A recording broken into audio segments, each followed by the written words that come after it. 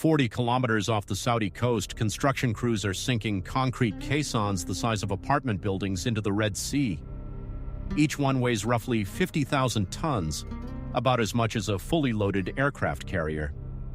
They are the foundation of Oxagon, an 8-sided floating industrial port designed to become one of the largest floating structures ever built. At its planned scale, it would exceed most offshore platforms ever constructed. So, how do you actually build a floating city on one of the most corrosive, geologically active stretches of water on the planet? Directive 1 traces it stage by stage, from the first concrete pour to the day the port comes alive. Oxagon is one piece of NEOM, Saudi Arabia's megacity project announced in 2017 with a headline budget of around $500 billion, though by recent estimates the program has been scaled back and reorganized. The broader NEOM zone covers 2,650 square kilometers of desert and coastline along the northwestern Red Sea. Oxagon sits at the mouth of the Gulf of Aqaba, a narrow waterway carrying some of the most intense shipping traffic in the region. The logic is blunt. Saudi Arabia is burning through its oil revenue window. The kingdom needs to diversify its economy within a generation. Oxagon is designed to be an industrial manufacturing hub. Hydrogen production, advanced manufacturing, logistics, plugged directly into a global shipping lane. Without something like this, millions of future jobs simply do not exist. Most people assume the great enemy here is money. It is not. The real engineering enemy is the Red Sea itself. Corrosion rates in these waters run by some estimates several times faster than in the Atlantic, driven by extreme salinity, surface temperatures that regularly exceed 32 degrees Celsius, and some of the highest humidity on Earth. Every floating structure attempted in similar conditions has degraded faster than projected. The Saudis are not ignoring that history.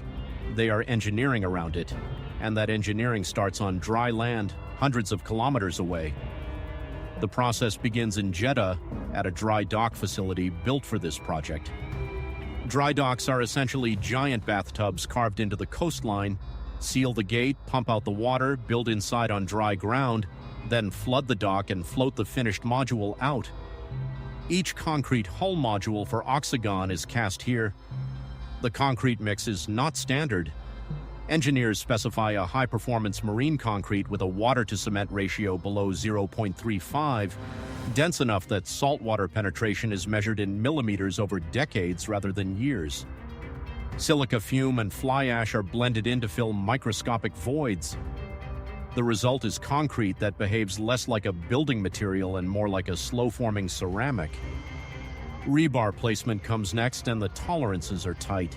Corrosion-resistant epoxy-coated steel or stainless steel reinforcement is specified throughout the splash zone, the band of structure that cycles between wet and dry as waves move across the hull. That zone is where corrosion concentrates its attack, so cover depth over the rebar increases to at least 75 millimeters, roughly 3 times the standard onshore specification. Extra armor precisely where the punches land hardest. Once the concrete cures, about 28 days to full strength, the module is prepared for float-out. Ballast tanks built into the hull are flooded in a controlled sequence, trimming the module to a precise draft before the dry dock gates open. Too much list and the module is unmanageable in open water. The tolerance is under half a degree of inclination. Then the dock floods, the gates swing open, and something the size of a city block slides into the Red Sea for the first time. The tow to the Oxagon site covers roughly 400 kilometers of open water.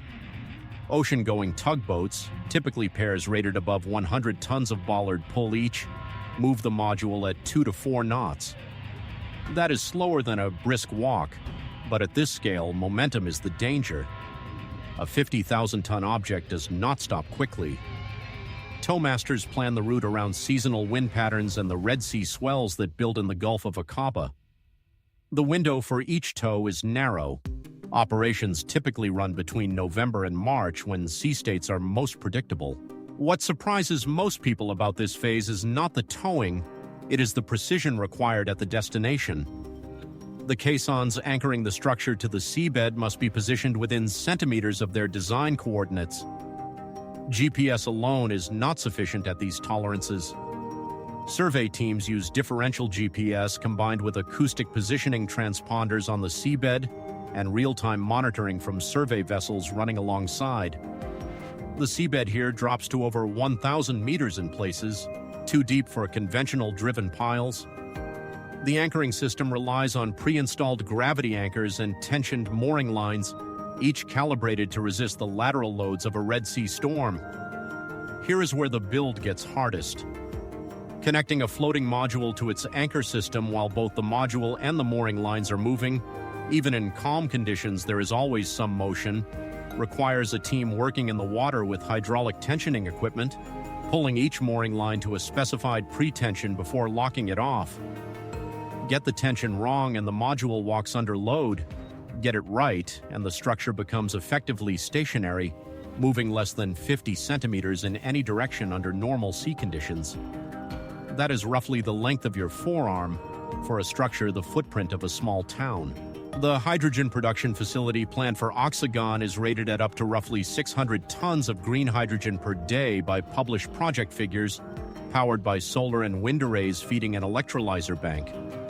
Electrolyzers split water molecules using electricity, 2 hydrogen atoms separate from 1 oxygen atom under direct current.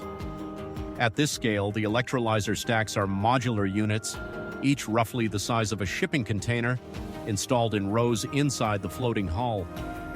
The water feed requires desalination first. Red Sea water at around 43 parts per thousand salinity is too concentrated for the electrolyzers to handle directly. A reverse osmosis plant removes the salt before the water enters the hydrogen production loop. The oxygen byproduct is either vented or captured for industrial use. Put yourself in the position of the marine systems engineer signing off on this. Every pipe joint, every electrical penetration through the hull, every valve is a potential ingress point for seawater. The inspection and maintenance cycle is designed from the beginning into the structure. Access hatches, cathodic protection anodes bolted along the underwater hull to draw corrosion away from the steel and concrete, and ultrasonic monitoring nodes embedded in critical structural sections that transmit thickness readings continuously. The system never sleeps. One of the more counterintuitive decisions in Oxagon's design is the refloatability requirement. The entire structure is engineered to be deballasted, disconnected from its moorings, and moved if necessary. On paper, that sounds like an escape hatch. In engineering terms, it is an extraordinary constraint. Every system that penetrates the hull, power cables, water lines, data conduits, must terminate at a quick disconnect interface rather than a fixed penetration. That adds cost and complexity at every single connection point. The reason is strategic flexibility, but the practical effect is that Oxagon is more like a very large ship than a fixed platform, and it must meet both standards simultaneously. By the time the port reaches operational capacity, the numbers are substantial. The total floating platform area is projected at over 7 square kilometers. The deep water berths are designed to handle vessels up to 400 meters in length, the scale of the largest container ships afloat. The industrial zone within the platform will host manufacturing facilities, logistics centers, and the hydrogen export terminal. Autonomous logistics systems are planned to move cargo without the bottlenecks of a conventional port layout. Here is the take that will probably draw argument. The real test of Oxagon is not whether it gets built. With Saudi capital behind it, enough will be completed to declare some version of success. The genuine question is whether a floating industrial city in the Red Sea can operate at the maintenance cost required to stay competitive with fixed port alternatives over a 30-year horizon. The corrosion calculus, the mooring inspection cycles, the hull surveys, these are not one-time costs. They are perpetual. Every previous floating megastructure has seen operational costs rise faster than projected after year 10. Whether Oxagon's engineers have genuinely solved that problem or deferred it is the question the next generation of engineers will be answering. Would you have signed off on this structure, knowing that every projection about long-term maintenance in this environment is, by definition, an extrapolation beyond what has ever been attempted?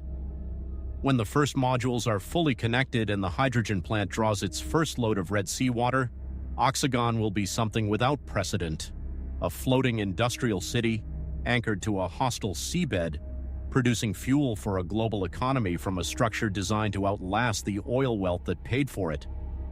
Almost every coastline hides an engineering decision this audacious. Almost nobody asks how it was actually done, which megabuild should Directive 1 take apart next, and where are you watching from?